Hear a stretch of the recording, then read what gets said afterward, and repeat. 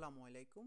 প্রায় 7 লক্ষ টাকায় আমি যেভাবে জার্মানিতে আসলাম, এবং জার্মানিতে আসার আগে আমি একটা ভিডিও করেছিলাম যে 3 লক্ষ টাকায় সবাই জার্মানিতে যাবে, তাহলে আমার কেন 7 লক্ষ টাকা লাগলো। আরও মজার ব্যাপার হচ্ছে, আমি যে ভিডিওটা করেছিলাম ওই ভিডিও নিয়ে অনেকে হাসাহাসি করেছে এবং অনেক নেগেটিভ কমেন্টও করেছে যে এটা মিথ্যা, কেউ এখানে জার্মানিতে যাবে না, এটা সাজানো নাটক, এমন অনেক ধরনের অনেক কমেন্টে করেছে।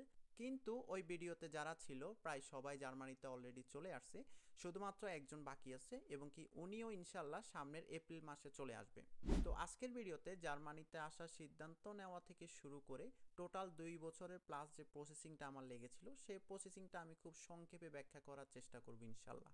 সো প্রথমেই সংক্ষিপ্তভাবে আমার পরিচয়টা দিয়ে নিই। আমি হচ্ছে গোল গাইড ইনস্টিটিউটের ফাউন্ডার, এবং আমার বাড়ি হচ্ছে নোয়াখালী। সো আমি বাংলাদেশে ডিপ্লোমা ইঞ্জিনিয়ারিং কমপ্লিট করেছি এবং বর্তমানে জার্মানিতে আউসবিল্ডিং করতেছি। আউসবিল্ডিংটাও হচ্ছে এক ধরনের ডিপ্লোমা, কিন্তু এটা জার্মানি ডিপ্লোমা। যারা আউসবিল্ডিং সম্পর্কে জানেন না, এটা নিয়ে আমার আলাদা ভিডিও করা আছে। সো আপনারা যদি আউসবিল্ডিং নিয়ে ইন্টারেস্ট থাকে তাহলে আপনারা ওই ভিডিওটা দেখতে পারেন, আমি এই ভিডিওর নিচে লিঙ্কটা দিয়ে দিব।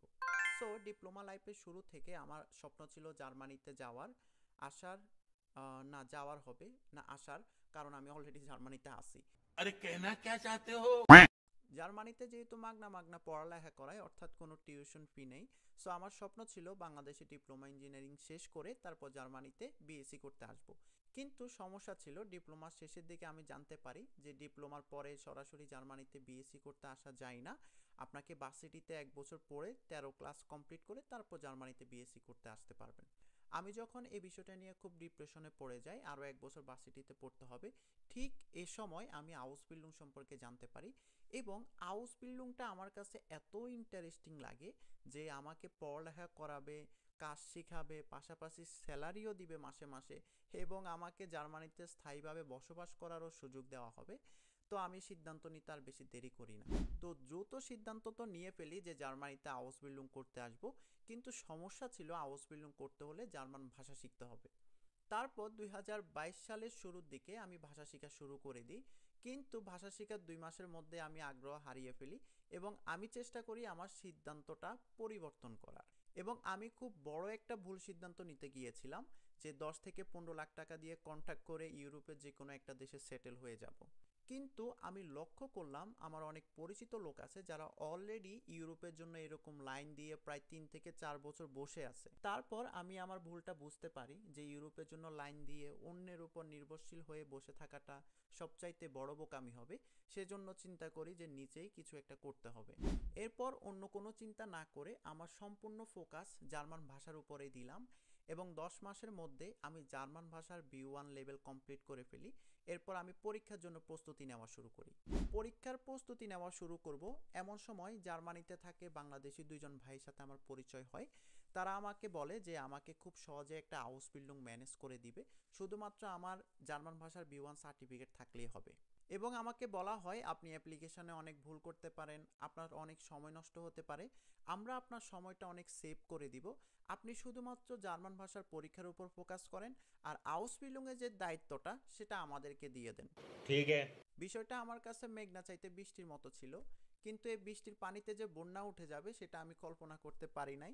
যাই হোক, সবকিছু বিবেচনা করে ওনাদের সাথে আমি চুক্তিবদ্ধ হই, এবং ওনাদেরকে কিছু অগ্রিম টাকা দিয়ে আমি একটা চুক্তি করি, এবং আমার সম্পূর্ণ ফোকাস আমি জার্মান ভাষার পরীক্ষার উপরে দিই। এরপর 2023 সালের মার্চ মাসে আমি কলকাতাতে যাই জার্মান ভাষার B1 পরীক্ষা দিতে। আর কলকাতাতে যাওয়ার কারণ হচ্ছে মার্চ মাসে বাংলাদেশে কোনো B1 পরীক্ষা ছিল না। যাই হোক, কলকাতাতে পরীক্ষা দিতে গিয়ে অনেক ভুল করি, কারণ এটা আমার লাইফের প্রথম জার্মান ভাষা পরীক্ষা ছিল। আমার তেমন একটা এক্সপিরিয়েন্সও ছিল না, এবং গাইডলাইনেরও অনেক অভাব ছিল। আর জীবনে প্রথমবার দেশের বাইরে যাওয়ার আনন্দে আমি পরীক্ষার কথাই ভুলে গিয়েছিলাম, এবং খাওয়া দাওয়া এত বিশৃঙ্খল করছি যে তেল জাতীয় খাবার অতিরিক্ত খাওয়ার কারণে আমি অসুস্থ হয়ে পড়ি। আরও সবচাইতে বড় ভুল ছিল, আমি পরীক্ষার আগের দিন মাত্র 4 থেকে 5 ঘন্টা ঘুমিয়ে আমি পরীক্ষা দিতে গিয়েছিলাম। সো ফলস্বরূপ আমি যখন পরীক্ষা দিতে যাব তখন থেকে আমার মাথায় ব্যথা শুরু হয়ে যায়, এবং যেটা ভাবছি ঠিক সেটাই হয়। আমি পরীক্ষা 4টার মধ্যে 3টা পাস করি আর একটা ফেল করি। এরপর যাদের সাথে আউসবিল্ডিংয়ের কন্ট্যাক্ট করেছিলাম তাদের সাথে কথা বলি এবং আমার প্রসেসিং সম্পর্কে প্রশ্ন করি। তারা আমাকে বলে যে আগে আপনি 4টা পরীক্ষায় পাশ করেন। অথচ প্রথম অবস্থায় তারা আমাকে বলেছিল আপনি পরীক্ষা দেওয়ার আগেই আপনার 3টা থেকে 4টা আমরা আউসবিল্ডিংয়ের ইন্টারভিউ ম্যানেজ করে দিব। প্রায় 1 মাস পরে বাংলাদেশে একটা পরীক্ষা হয় এবং আমি সেই পরীক্ষাটা দিই। আলহামদুলিল্লাহ আমি পাসও করে ফেলি। এরপরে আমার কাছে ভাষার সম্পূর্ণ সার্টিফিকেট চলে আসে। সো এরপরে আমি ওনাদেরকে আবার প্রশ্ন করি যে ভাই আমার কাছে এখন সার্টিফিকেট আছে, সব কিছু আছে, তাহলে আমার আউসবিল্ডিংটা কই? इसकी गारंटी मैं नहीं दे सकता। এরপর আমি বুঝতে পারি মেঘনা চাইতে যে বৃষ্টি আসছিল সেই বৃষ্টির পানিতে এখন বন্যা উঠে গেছে। সো আমি বুঝতে পারছিলাম ওনারা হুদাই কোনো কাম করতে পারবো না। তাই আমি আমার টাকাগুলো ফেরত নিয়ে নিয়েছিলাম এবং ওনাদের সাথে যে কন্ট্যাক্ট ছিল সেই কন্ট্যাক্টটা আমি ক্যান্সেল করে দিই। কিন্তু ততক্ষণে অনেক দেরি হয়ে গিয়েছিল। ওনারা আমাকে এমনভাবে ব্রেন ওয়াশ করেছিল যে ওনারা জার্মানিতে থাকে, একটা house building offer letter manage করা ওনাদের জন্য কোনো ব্যাপারই না। अच्छा আর আমিও বলদ ওনাদের উপর ভরসা করে নিজে কোনো হাউস বিল্ডিংয়ের অ্যাপ্লাই করি নাই। এটা আমার অনেক বড় বোকামি ছিল। এবং আমি যখন ওনাদের সাথে কন্ট্যাক্টটা ক্যান্সেল করি তখন আমি বুঝতে পারি 2023 সালে যে আগস্ট সেপ্টেম্বরের সেশনটা আছে সেটার জন্য আমার কাছে যথেষ্ট সময় নেই। এজন্য আমি বুঝতে পারি যে 2023 সালের যে দুর্ঘটনা ঘটা সেটা অলরেডি ঘটে গেছে। এরপর 2023 সালের অক্টোবর মাসে আমি একটা হাউস বিল্ডিং অফার লেটার পেয়ে যাই। আর এই অফার লেটারটা আমার একটা পরিচিত ভাইয়ের মাধ্যমে আমি পাই। আর এটা ছিল হচ্ছে 2024 সালের আগস্ট সেশনের জন্য হাউস বিল্ডিং এর অফার লেটার। আমার ইচ্ছা ছিল 2024-এর সেশনটার জন্য জানুয়ারি মাস থেকে অ্যাপ্লিকেশন শুরু করব, কারণ আমি তখন গোল গাইড প্রতিষ্ঠান নিয়ে অনেক ব্যস্ত সময় পার করতেছিলাম। যাই হোক, ভাগ্যক্রমে আমি 2024 সালের জানুয়ারিতে অ্যাপ্লাই করার আগে আমি 2023-এর অক্টোবরে একটা হাউস বিল্ডিং অফার লেটার পেয়ে যাই। তো এই হাউস বিল্ডিং এর সাবজেক্ট ছিল শেপ, অর্থাৎ রান্নাবান্না। তো চিন্তা করলাম যদি রান্নাবান্নার উপরে হাউস বিল্ডিংটা করতে পারি তাহলে অন্তত বিয়ের পরে বউরে রান্নাবান্না করে খাওয়াইতে পারবো। कैसा लगा मेरा मजाक?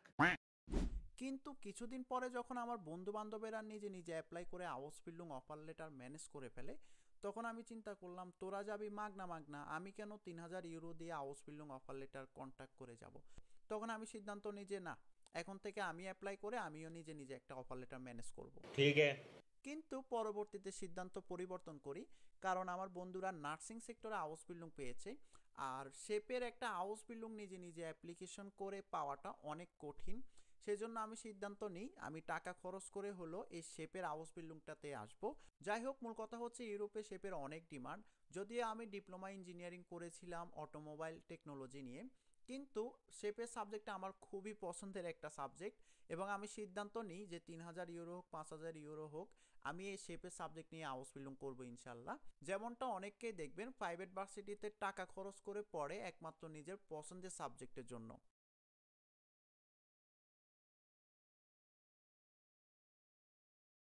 এরপর সম্পূর্ণ ফোকাস গোল গাইড ইনস্টিটিউটের পিছনে দিলাম, কারণ আমার এই জার্মানি জার্নিতে যত ধরনের ভুল ইনফরমেশন আমি পেয়েছিলাম, যে যাই বলতো তাই বিশ্বাস করে ফেলতাম এবং গাইডলাইনের অনেক অভাব ছিল। আমার এই টোটাল জার্নিতে আমার সমস্যা, আমার ভুলগুলোর অভিজ্ঞতা থেকে আমি গোল গাইড ইনস্টিটিউট প্রতিষ্ঠা করি এবং এর উদ্দেশ্য ছিল যারা জার্মানিতে আসার স্বপ্ন দেখে তাদেরকে ভাষা শেখানো, সঠিক ইনফরমেশন, সঠিক গাইডলাইন দিয়ে সাহায্য করা।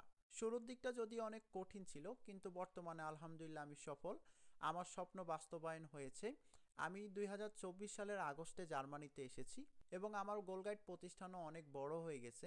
আলহামদুলিল্লাহ আমরা অনেক ভাই বোনদেরকে ভাষা শেখাচ্ছি এবং নিজেরা গাইডলাইন দিয়ে গড়ে তুলতেছি। ইনশাল্লাহ ভবিষ্যতে তারাও জার্মানিতে আসবে। সো এই জার্নিতে আমার টোটাল যে খরচটা হয়েছিল তা হচ্ছে ভাষা শেখা প্লাস ভাষা পরীক্ষাতে আমার 50,000 টাকার মতো লাগছে। আর মার্কেটিং খরচ লাগছে আমার 1 লক্ষ টাকা, বিমান খরচ লাগছে 1 লক্ষ টাকা, আর 1 লক্ষ টাকার ইউরো করে আমি সাথে নিয়ে আসছি।